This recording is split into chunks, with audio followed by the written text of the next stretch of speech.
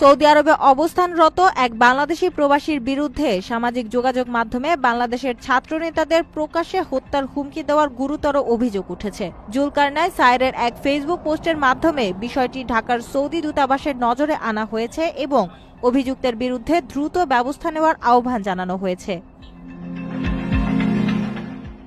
অভিযোগে বলা হয়, ওই ব্যক্তি অনলাইনে ক্রমাগত উস্কানিমূলক কন্টেন্ট প্রচার করছেন।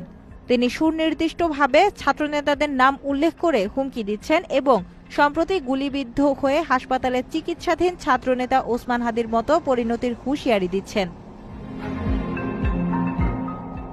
অভিযুক্তের সোশ্যাল মিডিয়া অ্যাকাউন্টে দেওয়া সৌদি ফোন নম্বর এবং ছবি তার সৌদি আরবে অবস্থানের বিষয়টি নিশ্চিত করে। এমতাবস্থায় অভিযুক্তকে শনাক্ত করে তার বিরুদ্ধে জরুরি ভিত্তিতে তদন্ত ও আইনানুগ ব্যবস্থা গ্রহণের জন্য সৌদি আরবের আসসালামু আলাইকুম প্রিয় দেশবাসী।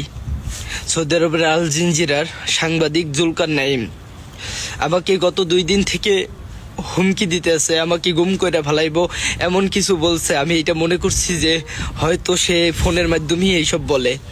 সো আজকে কিছুক্ষণ আগে আবার উপরে আক্রমণ হয়। সো সে 18 জন লোক পাঠাইছে আবার গুম করার জন্য, আমার গুম করে ফেলাইবো। আজকের মতো আমি বেঁচে গেছি, এটা সত্যি, আজকের মতো আমি বেঁচে গেছি। আবার কিরে বাতিজার পোলা, এখন কান্দাকাটি করসকে? আগেই বলছিলাম বালবাক নাম একটু কমায় কর, এখন ঠেলা সামলা। ও কথায় আছে না, অল্প বয়সে পাকলে বাল, দুঃখ থাকে চিরকাল।